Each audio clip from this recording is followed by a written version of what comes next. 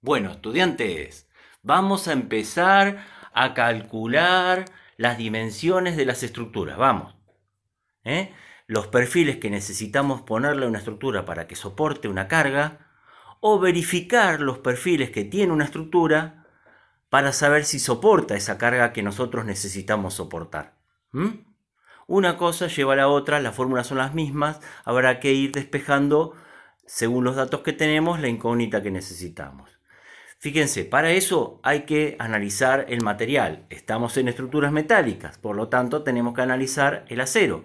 Para saber qué perfil tenemos que poner, tenemos que saber cuánto soporta, qué resistencia tiene el acero. Cuanto más resistencia tenga, menores van a ser las dimensiones, las medidas de los perfiles que tengamos que poner. Por ejemplo, habíamos visto en ensayos que el acero, el F24, que es el que se usa para los perfiles UPN o IPN, ¿se acuerdan?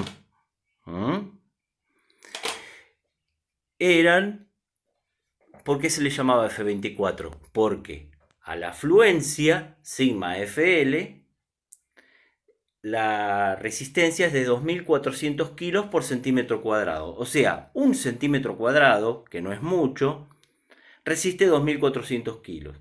Ese ensayo, ¿cómo se hacía? Se le iba cargando una probeta y a medida que se iba cargando, se iba deformando.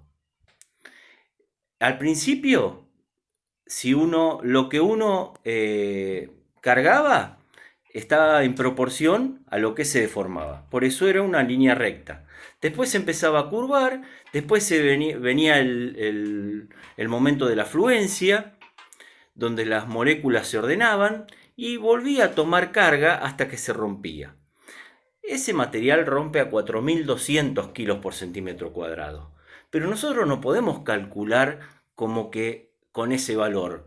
Porque si nosotros lo calculamos con ese valor y se acerca a la carga que nosotros pretendemos, primero que se va a deformar todo. Y segundo que estamos al límite de que se rompa y se venga todo abajo. ¿Entienden? Principalmente porque se va a deformar todo. Entonces, ni siquiera vamos a tratar de llegar a los 2400 kilos, porque va a estar el tema de la fluencia y se va a deformar todo, como bien les digo. Y después se va a sacar, ahí viene otra y se va a volver a deformar. No sirve. Hay que trabajar como que resiste menos. Si trabajamos como que resiste menos, vamos a tener que poner perfiles más grandes. O sea que estamos del lado de la seguridad. Por lo tanto, se utiliza un coeficiente de seguridad con el valor que es más fácil de medir, ¿se acuerdan? Porque nos daba más tiempo, fíjense, casi horizontal. Quiere decir que se va deformando y lo podemos medir más fácil. A la fluencia era 2400 kilos, entonces la tensión admisible, que sería la que nosotros vamos a usar para calcular, ¿cómo se calculaba? Era la tensión de fluencia dividido un coeficiente de seguridad nu. O sea, 2400 kilos por centímetro cuadrado dividido 1,7 es más o menos el coeficiente de seguridad. Eso da aproximadamente 1400 kilos, redondeando, ¿no? 1400 kilos sobre centímetro cuadrado, que es lo que nosotros vamos a usar para calcular. ¿Ven? Tenemos una buena seguridad, pero no hay que abusarse, no hay que estar utilizándola. Si estamos calculando, no nos pasemos. Eso lo dejamos para si hay algún error tanto del material como de la construcción. Nosotros si estamos calculando, no nos pasemos, que se pasen otros. O sea, ya enviar un cálculo utilizando la seguridad ya sería riesgoso. Así que no hay que pasarse y hay que usar el 1400 kilos por centímetro cuadrado en este acero, que es el que nosotros vamos a trabajar y que es el que más se usa en la industria. El acero de la construcción es otra cosa, ese vimos que resistía mucho más, pero el acero que se usa para las estructuras metálicas suele ser ese. Y bueno, de última, si nosotros vamos a usar un acero tiene otras características, y bueno, será otras características las que usemos como tensión admisible. Podremos usar más o menos si nos dicen y nos afirman bien, que quede bien firmado en una memoria de cálculo, que van a usar otro perfil. Pero nosotros vamos a usar este. Entonces, tensión admisible, 1400 kilos por centímetro cuadrado. Después de analizar el acero, que es el material que nosotros más vamos a utilizar en nuestros cálculos de estructuras metálicas, lo que hay que hacer es lo que estuvimos haciendo hasta ahora. Conocer las cargas, con las cargas conocer las solicitaciones, los esfuerzos que está sufriendo. Esto es una viga que a su vez que tiene carga distribuida vertical, una fuerza concentrada P2 ahí, y también tiene una carga horizontal ahí, que si vendría a ser como que trabaja como una columna, porque vieron que las columnas las podemos llegar a dibujar acostadas con una carga de esa manera, ¿no es cierto? O sea, esta es una viga en verdad que está también recibiendo una fuerza horizontal. Entonces, le puse todo para que vean que tiene los tres diagramas. Si no hubiera estado P1, no había diagrama, el diagrama de esfuerzo normal hubiera sido nulo. Ese sería el diagrama de corte aproximado, lo hice sin datos, de esa carga que está arriba, y ese es el diagrama de momentos.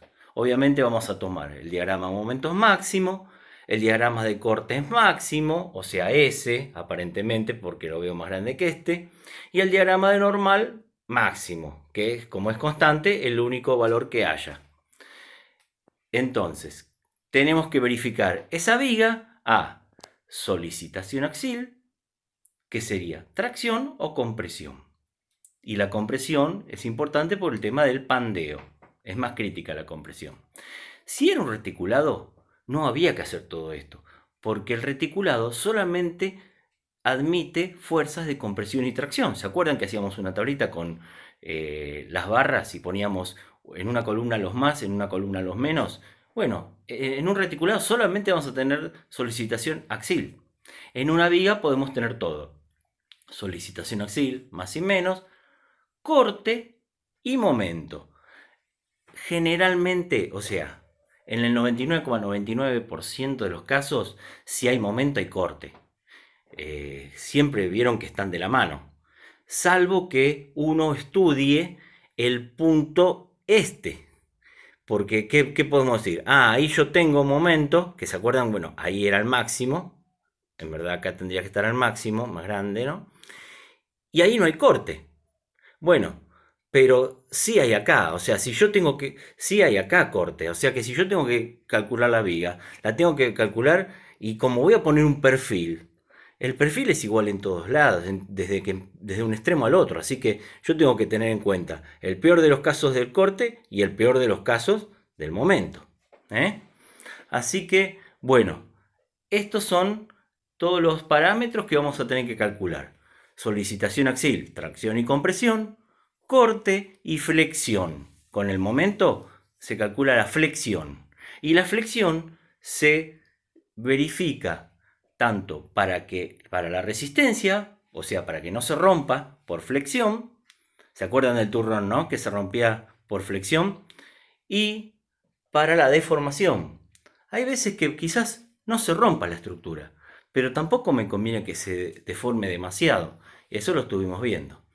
Más adelante vamos a seguir hablando de eso. Un abrazo.